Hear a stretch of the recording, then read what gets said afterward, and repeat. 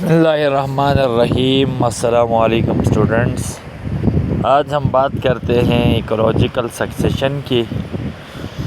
तो ecological succession वो process होता है जिसमें किसी ख़ास एरिए में स्पीशीज़ जो प्रीवियस स्पीशीज़ हैं वो रिप्लेस हो जाती है ओवर टाइम और वहाँ न्यू स्पीशीज़ राइज़ होती हैं। अब ये इसी को हम कहते हैं इकोलॉजिकल सक्सेशन। इसकी वजूहात हैं, इनमें से सबसे बड़ी वजह जो है हरिकेन्स हैं यानी फ्लड्स हैं, या कहीं पे फायर वगैरह लग जाता है तो ये उस वजह से होता है। फिर जो लेटर स्पीशी है वो रिप्लेस हो जाती है न्यू स्पीशी से, क्योंकि ये बेटर ग्रो करते हैं, रिप्रोड्यूस बेटर करते हैं अंडर यानी उस एरिया के अंदर बेटर कंडीशन है उसके मुताबिक। तो इस वजह से ये स्पीशीज़ सर्वाइव कर जाती है और इसी प्रोसेस के ज़रिए जिसमें स्पीशीज़ रिप्लेस होती हैं और टाइम यही इकोलॉजिकल सक्सेशन कहलाता है। और जो एक स्पीशी या इंडिविजुअल सक्सेशन को हम सेयर कहते हैं, जबकि उसके अंदर जो फेजेस हुए, जिन फेजेस के बाद ये न्यू स्पीशी आई, वो फेजेस ऑफ सक्सेशन कहलाते हैं। काइंड्स की अगर हम बात करें तो दो तरह की इसमें सक्सेशंस होती हैं। एक हमारे पास प्राइमरी सक्सेशन है और दूसरा सेकेंडरी सक्सेशन है। प्राइमरी सक्सेशन की बात करें तो इसमें क्या होता है, चेंज होता है स्पीशीज़ में ओवर टाइम, और वहाँ पे प्रीवियसली वहाँ पे कोई ऑर्गेनिज़म इनहेबिट नहीं करता। ऐसे रॉक्स के अंदर स्पीशीज़ आती हैं जैसे बेयर रॉक्स हैं, या जो ग्लेशियर्स जिन रॉक्स को क्लीन करते हैं, तो वहाँ जो फर्स्ट टाइम जो स्पीशी अकर होगी यानी उसको हम कहते हैं प्राइमरी सक्सेशन।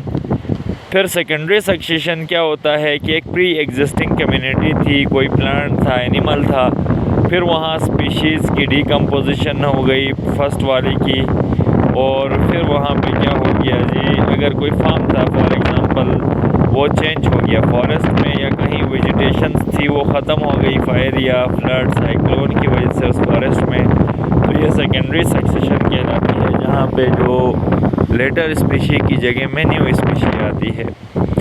फिर इकोलॉजिकल सक्सेशन है हमारे पास। इकोलॉजिकल सक्सेशन की बात करें तो एक हाइड्रार्क है जिसमें अगर ये change of species over time lake pound water में होती है, हाइड्रोसेयर है। जी आर्क क्या होती है, अगर यहाँ सक्सेशन होती है किसी बेयर रॉक में, सैंड ड्यून या रॉकी स्लोप में, तो ये जी आर्च कहलाती है, या वो एरियाज जहाँ पे वाटर डिफिशिएंसी है।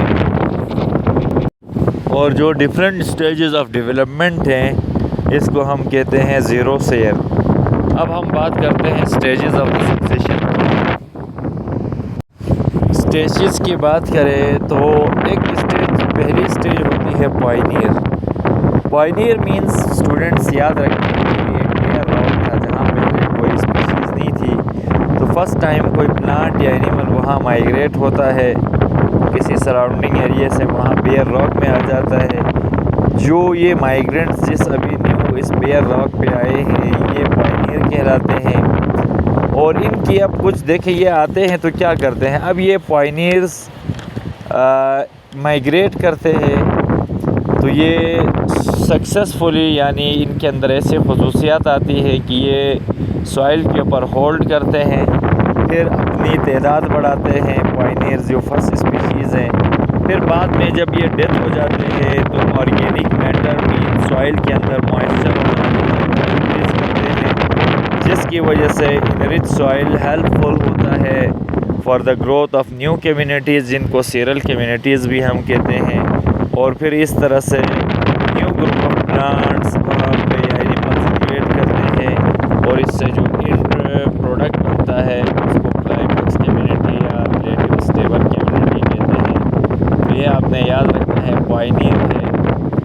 फिर वहाँ जो ग्रोथ ऑफ इन्वेडर्स होती है उसको सीरल कम्युनिटी या सीरल स्टेज कहा, और तीसरा क्लाइमेक्स कम्युनिटी है, उसके अंदर एक ग्रुप बन जाता है स्पीशीज़ का, ये क्लाइमेक्स कम्युनिटी कहलाती है। आ गया हूँ।